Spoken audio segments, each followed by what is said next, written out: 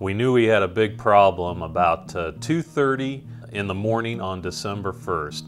At that point, we knew we had poles down on three-phase lines, and we knew we were going to need extra help. We called in Croft Electrical Contractors from Missouri.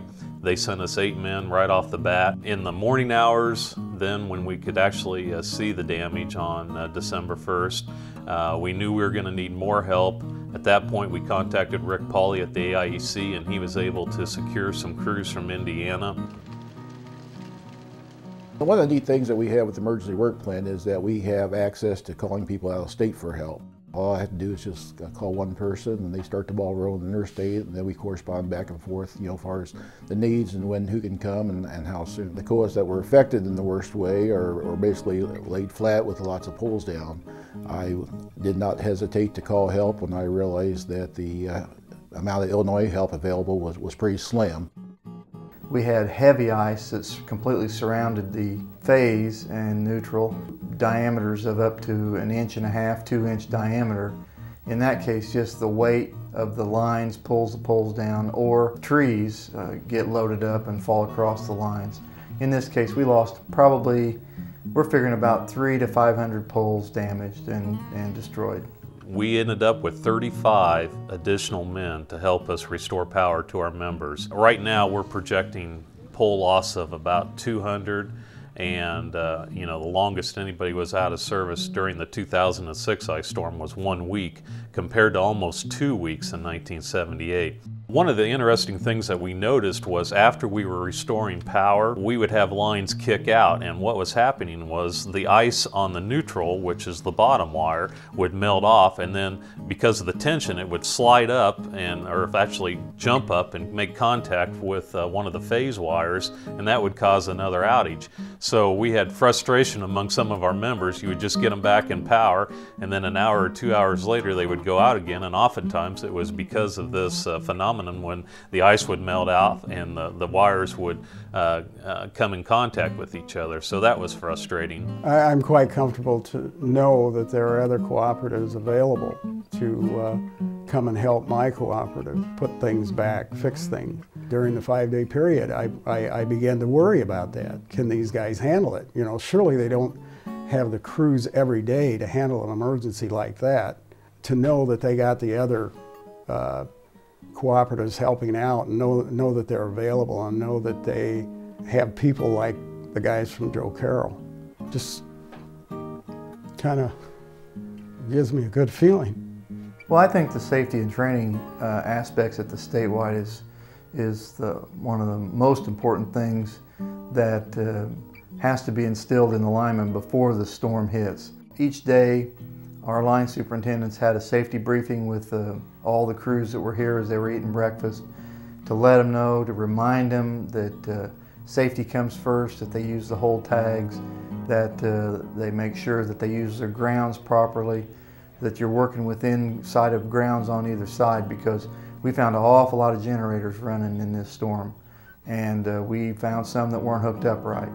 So there is always the extra danger of our members out there taking matters into their own hands to try to get themselves back on temporarily, and we want to make sure that we don't get someone injured because of that. The safety aspect of it has to come first, which means we have to constantly preach safety to all of our personnel, inside and outside. You're torn between wanting to get the power on as quickly as possible and also making sure that the men get a proper amount of sleep and they follow safety procedures. I think we did accomplish that. We tried to set up a rotation where the men could at least get 6 to 7 hours of sleep at a period. We didn't want them to get wore down to the point where they were ineffective. And let's face it, from 10 o'clock at night to about 5 in the morning, when it's single digits outside and pitch black, you don't get a lot of work done. You're better off to have your men home resting, getting a little sleep, so that when daylight comes at 6 o'clock, you can get out there and get some stuff done. You can get 10 times more work done in daylight than not.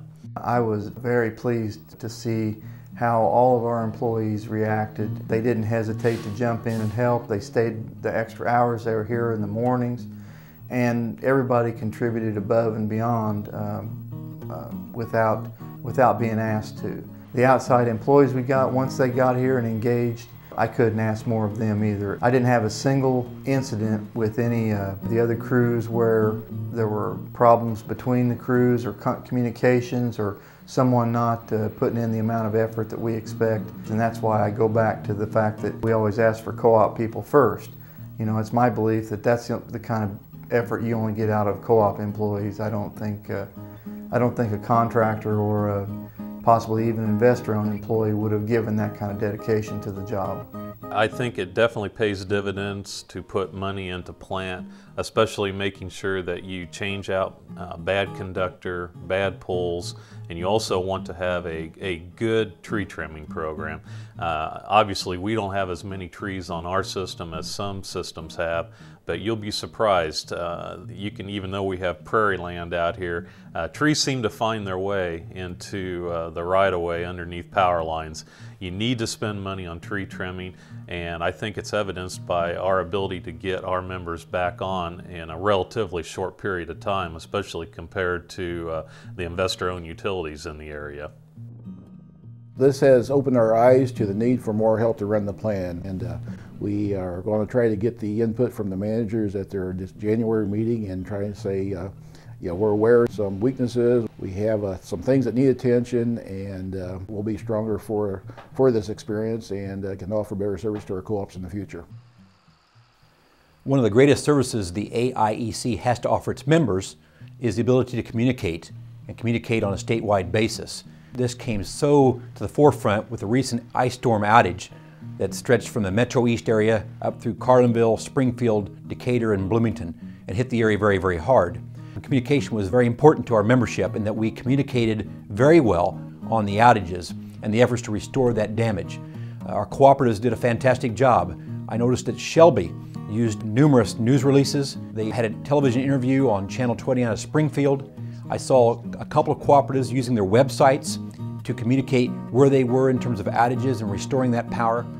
Our website turned out to be a pretty good, valuable tool. 2 or 3 times a day I'd put an update up there, and I do know people were going to them because we'd get calls that people answering the phones would say, hey, we haven't had there was an update in a while, is there anything new? Early on, I would call the stations up, and they would shortly thereafter get something on, but after a while, they would got to the point where they were calling me, which is a good thing when they needed some information.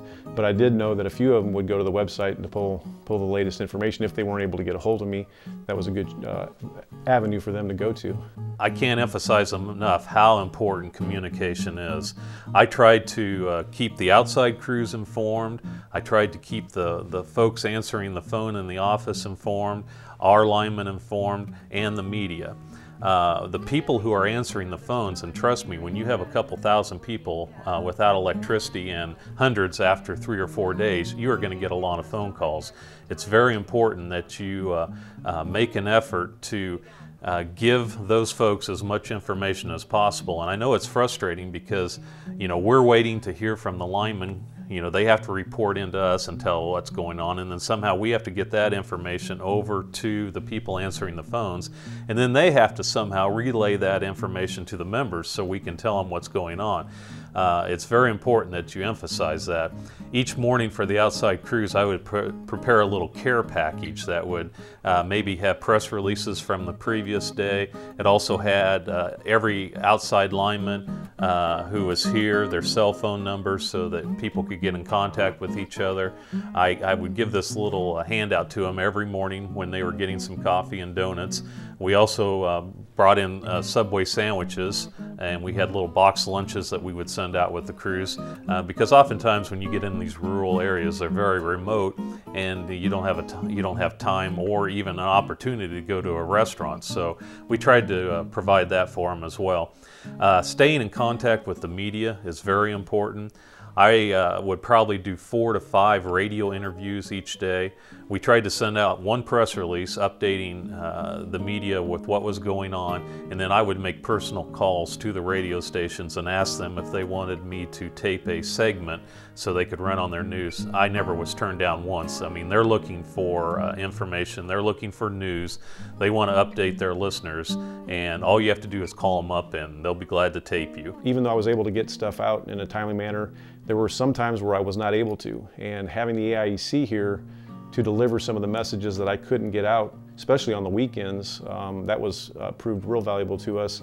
And you know, to me, that's one thing that it's good to know that the AIEC has the resources available to the co-ops, because even if the co-op has a background in marketing, communications, or whatever, sometimes you're going to get pulled in different directions, and in a crisis situation, it's nice to know that there's people here at the statewide that can help get us over the hurdle when it comes to those kind of things. The best thing we can do during an outage is communicate.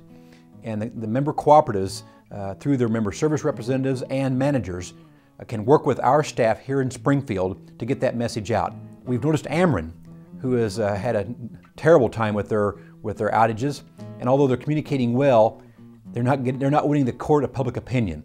And now you see the ICC looking into an investigation of their emergency preparedness.